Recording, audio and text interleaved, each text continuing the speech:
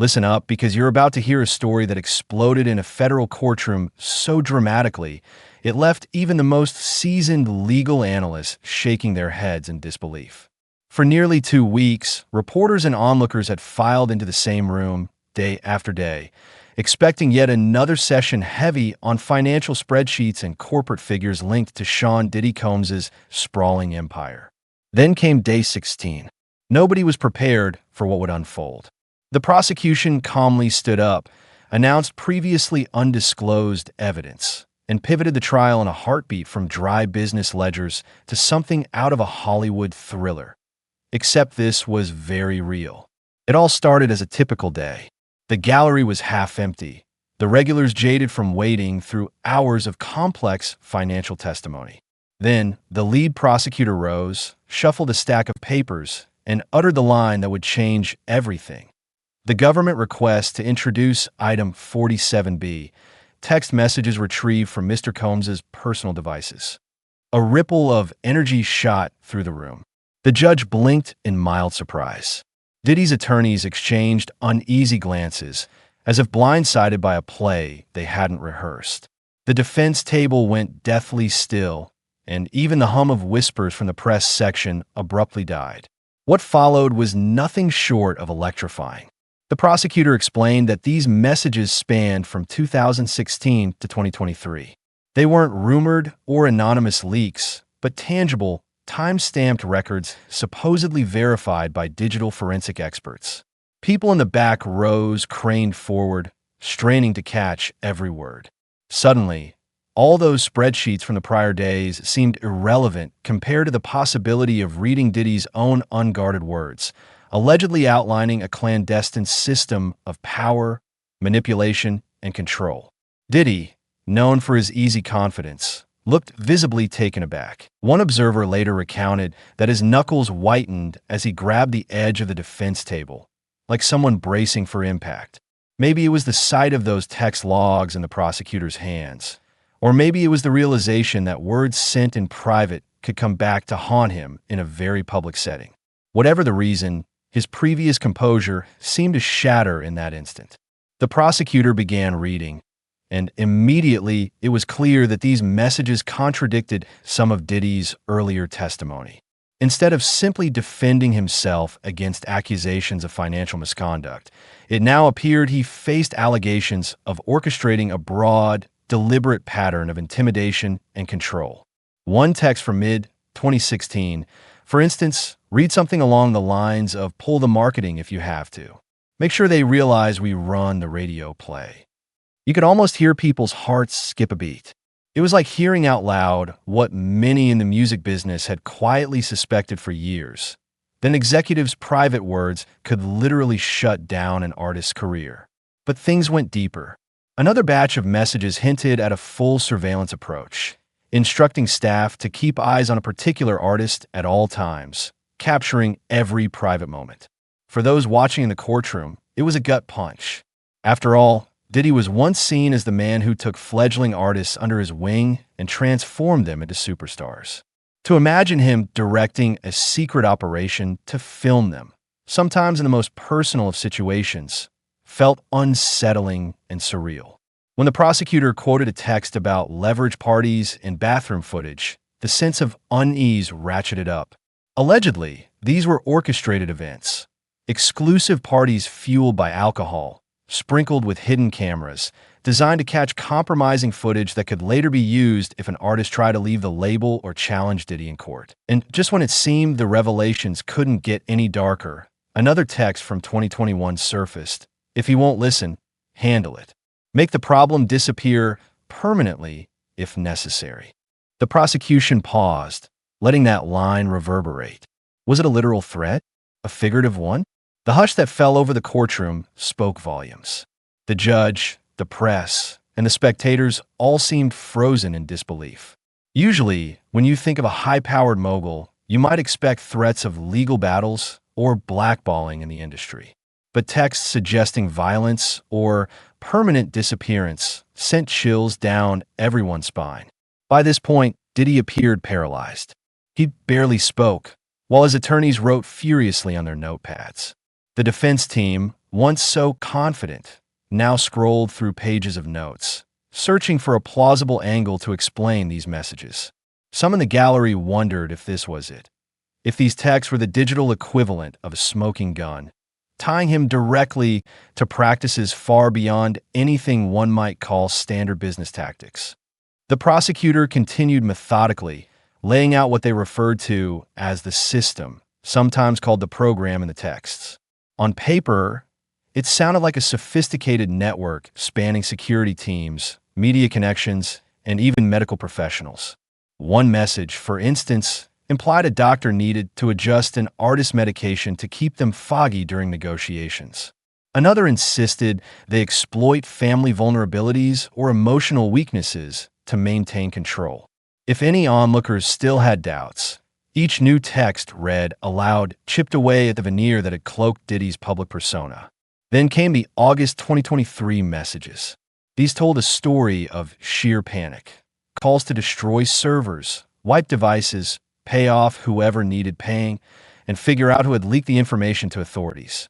At one point, a message read, "Don't leave a trail." In the world of federal investigations, that's practically an admission of guilt, an instruction to obliterate evidence. It transformed the narrative from maybe these are just edgy business conversations to active obstruction of justice. The legal experts scattered among the press seats exchanged looks that said, "This is catastrophic for the defense." A final blow landed with messages from right before Diddy's arrest, instructing associates to move offshore funds, have a private jet on standby, and brace for the worst. Then, the line that triggered loud gasps. "If I go down, I'm not going alone. Release everything we have on everyone. Let them all burn with me." This was more than self-preservation. It was a threat to torch the entire industry if he fell. Reporters dashed out of the courtroom at recess, breathlessly relaying updates to waiting cameras. Social media lit up like a Christmas tree. Overnight, hashtags related to Diddy sort of topped the trending lists, and the phrase "release everything we have on everyone" became a cultural flashpoint, a meme, and a testament to how high the stakes really were. After the recess, when court resumed, the prosecutor wrapped up by emphasizing that these weren't isolated messages. They formed a coherent narrative, a portrait of a once-lauded figure using every tool at his disposal to maintain an iron grip over artists, staff, and apparently entire networks of industry insiders. The press, usually accustomed to drama, looked stunned. There was a sense of witnessing a pivotal moment in entertainment history, a reveal that might be bigger and darker than anything the tabloid rumors had ever hinted. Legal experts outside the courthouse wasted no time offering soundbites. Some predicted this could be the end of Diddy's reign. Others hinted that these revelations might crack open more investigations, possibly extending to radio executives, journalists, or anyone else who had cut deals in exchange for favorable or killed stories. The rumor mill spun rapidly. Insiders whispered about other artists or executives who might face scrutiny next. Suddenly, what had started as a case about financial irregularities ballooned into a potential meltdown of an entire power structure. Major labels, hearing the news, reportedly held emergency meetings behind closed doors. If these text messages hinted at a culture of blackmail and intimidation, who else was implicated? PR teams scrambled to issue prepared statements denying involvement or knowledge. Some artists took to Twitter or other social platforms to drop cryptic comments like, "Finally, the truth is out," or "We've all known for years, but no one had the receipts till now." Others stayed silent, possibly fearful of that threat from Diddy about letting them all burn. It was the definition of a chilling effect. You speak out, you get burned. But the story was too big to be contained. As the day ended, the press converged on the courthouse steps, shouting questions at Diddy's attorneys. The defense kept quiet, ushering Diddy into a waiting SUV that sped off without explanation. Cameras chased down the street, capturing a perfect visual of a once untouchable mogul fleeing the scene under siege.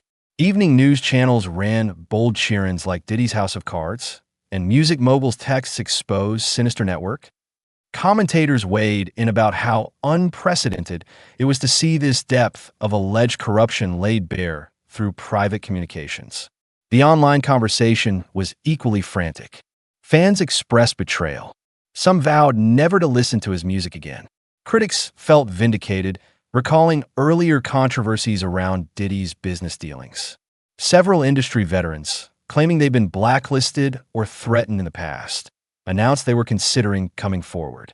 If that happened, it could signal an avalanche of new allegations, making it even tougher for the defense to argue that the texts were anomalies or misinterpretations. By the next morning, conversation shifted to speculation about what might come next. Would Diddy cut a plea deal to save himself from the worst consequences? Might he name others involved, fulfilling the threat to bring everyone down alongside him? Will we see more people indicted as a result? Or could his legal team produce an unexpected gambit, challenging the authenticity of the messages despite digital forensics? For now, nobody had answers, only theories. But the consensus was that something irreversible had just happened in that courtroom, a milestone that could, if followed to its logical conclusion, unravel some of the murkiest corners of show business. Inside the courtroom on day 17, the tension was palpable. More journalists filled the gallery, and the judge reminded everyone to maintain decorum. The prosecution signaled that they had even more evidence in the pipeline, potentially more texts, or even voice recordings. Observers braced themselves, wondering if the next piece of evidence would be as shocking as the last. The defense had presumably spent a sleepless night strategizing how to weather the storm.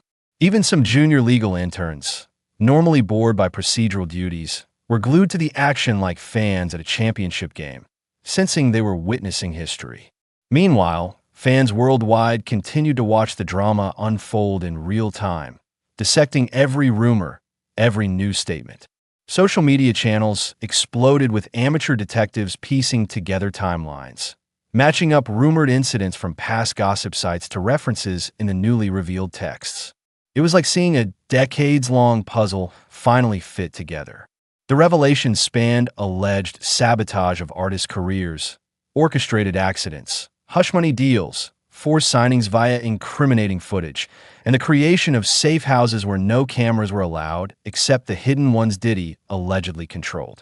While some aspects sounded almost too dark to believe, the fact that they were read aloud in court underlined their gravity. Observers predicted the potential for wide-reaching consequences. If the prosecution followed the breadcrumb trail beyond Diddy, multiple music executives might find themselves in the crosshairs.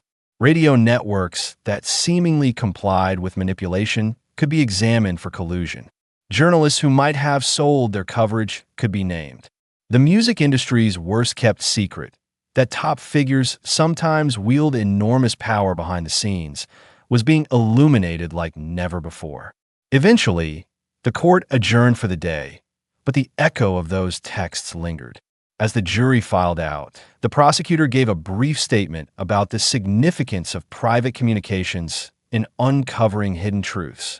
They stressed that the public deserved to know how certain careers had flourished or floundered based on hidden strings pulled at the highest level. Diddy's defense attorneys refused to answer questions from the press. Some legal pundits speculated that the only move left for the defense might be to push for a plea deal, or to argue that these messages represented mere trash talk never intended as real directives. But that argument felt weak when matched against the scope and consistency of the evidence. In the days that followed, more details emerged about the atmosphere inside Diddy's camp.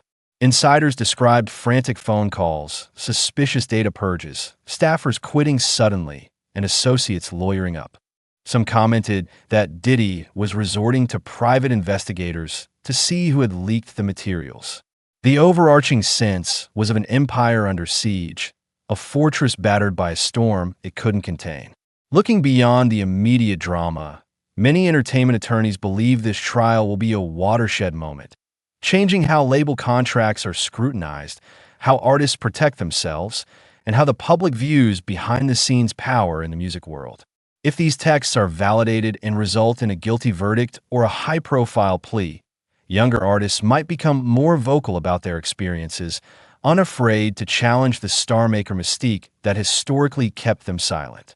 Labels might be compelled to adopt greater transparency in their dealings, knowing that item 47B can happen to anyone with a phone. By the end of day 16, the overarching question was, how far does this go, and who else could be pulled into the vortex? But for the courtroom that day, the focus was simple. The moment those texts went on the record, the trial narrative shifted from numbers on a spreadsheet to a saga of alleged intimidation, blackmail, and potential violence. The transformation was jarring and immediate. Court employees whispered to one another during breaks that they'd never seen a case turn so quickly. Seasoned journalists swapped war stories and agreed this was unlike any entertainment-related trial they'd covered. One thing became clear: there is no going back. You can't unhear those words or unread those messages. And for Diddy, the man who once commanded entire album rollouts with a single phone call, it seemed the power he wielded might finally be slipping away. The hushed presence of the courtroom, the physical documents in the prosecutor's hands, the hush that fell as each text was read. Those are moments that don't just influence a verdict. They stick in the collective memory of an entire industry. Fans, artists, executives, and the legal system itself all bore witness to a day that might well redefine the interplay of money, fame, and control. As the lead prosecutor put it in their parting statement, in a digital age, the truth doesn't just vanish. It stays in the cloud, on the servers in the text logs, waiting for the right moment to surface. And now that it has surfaced, we can only watch as the music industry and the public grapple with the revelations. Are these texts the ultimate betrayal of trust by one of its brightest icons? Or are they out of context, painting a flawed but not criminal figure in the darkest possible light? The answer, it seems, will be hammered out in this very courtroom. Until then, one thing is certain. Day 16 changed the game. If you were there, or even if you just caught the news, there was no mistaking that a line had been crossed. What was once a dull financial proceeding became a bombshell expose, a scandal so huge that even outside the courthouse, the atmosphere buzzed with a mix of fascination, outrage, and an almost voyeuristic need to see how it ends. And yet, with every new revelation, the sense of the unknown deepens. More texts could appear, more witnesses might step forward, and each day could bring a new, shocking twist to a story already overflowing with them. That's why everyone is glued to updates, scanning social feeds, and tuning in to every legal analyst hot take. Because the question on every mind, whether you're an industry insider, a curious fan, or even a casual observer, is the same: how did we get here, and how far will it go? If day 16 is any indication, the rest of this trial may be one for the history books.